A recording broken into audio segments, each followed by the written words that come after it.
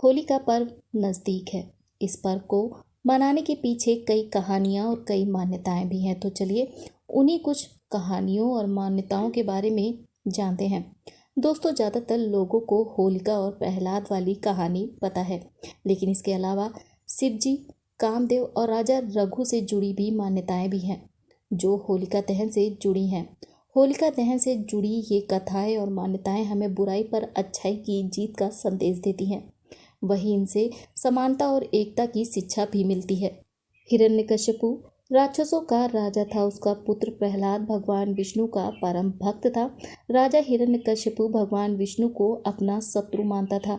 जब उसे पता चला कि प्रहलाद विष्णु भक्त है, तो उसने प्रहलाद को रोकने की कोशिश की, लेकिन प्रहलाद के ना मानने पर हिरण्यकश्यपु प्रहलाद को यातनाएं देने लगा।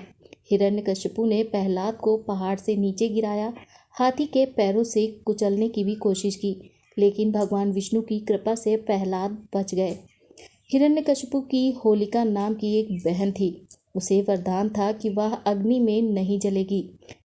हिरण्यकश्यपु के कहने पर होलिका प्रहलाद को मारने के लिए अपनी गोद में बैठाकर आग में प्रवेश कर गई, किंतु भगवान विष्णु की कृपा से तब भी भक्त प्रहलाद बच गया और होलिका जल गई। तभी से बुराई पर अच्छाई की जीत के रूप में होलिका दहन होने लगा और ये त्यौहार मनाया जाने लगा। तो अब हम शुरू करेंगे अपनी दूसरी कहानी, जिसमें शिव जी और कामदेव को किया गया था भस्म। इंद्र ने कामदेव को भगवान शिव की तपस्या भंग करने का आदेश दिया। कामदेव ने उसी समय बसंत को याद किया और अपनी माया से वसंत का प्रभाव फैलाया।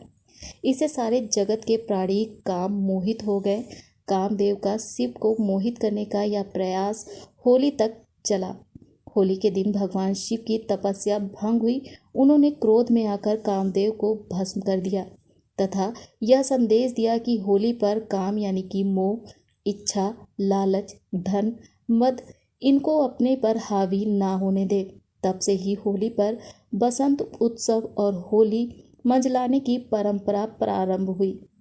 इस घटना के बाद शिवजी ने माता पार्वती से विवाह की सम्मति दी, जिससे सभी देवी देवताओं, शिवगणों, मनुष्यों में हर्षोल्लास फैल गया।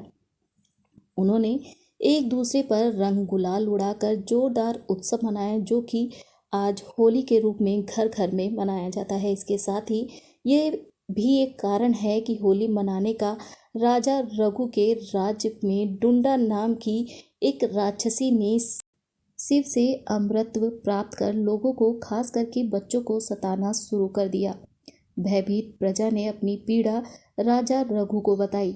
तब राजा रघु के पूछने पर महर्षि वशिष्ठ ने बताया कि शिव के वरदान के प्रभाव से उस राक्षसी की देवता, मनुष्य, अस्त्र शस्त्र या ठंड, गर्मी या बारिश से मृत्यु संभव नहीं, किंतु शिव ने यह भी कहा है कि खेलते हुए बच्चों का शोरगुल या हुड़दंग उसकी मृत्यु का कारण बन सकता है।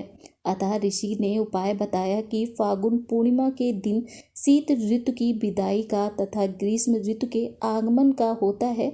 उस दिन सारे लोग एकत्र होकर आनंद और खुशी के साथ में हंसे, नाचे, गाए, तालियां बजाए, छोटे बच्चे निकलकर शोर मचाएं, लकड़ियां, घास, उपले आदि इकट्ठा कर मंत्र बोलकर उसमें आग जलाएं, अग्नि की परिक्रमा करें व उसमें होम करें। राजा द्वारा प्रजा के साथ इन सब क्रियाओं को करने पर अंततः डुंडा नामक राक्षसी का अंत हुआ। इस प्रकार बच्चों पर से राक्षसी बाधा तथा प्रजा के भय का निवार हुआ। यह दिन ही होलिका तथा कालांतर में होली के नाम से लोकप्रिय हुआ। उम्मीद है होली से जुड़ी ये कहानियाँ आपको पसंद आई होंगी। अगर आपको ये कहानियाँ पसंद आई हों तो प्लीज़ वीडियो को लाइक, शेयर करें और चैनल सब्सक्राइब करना ना भूलें। मिलते हैं ऐसी रोचक कहानियों के साथ में। तब तक के लिए thanks for watching and take care.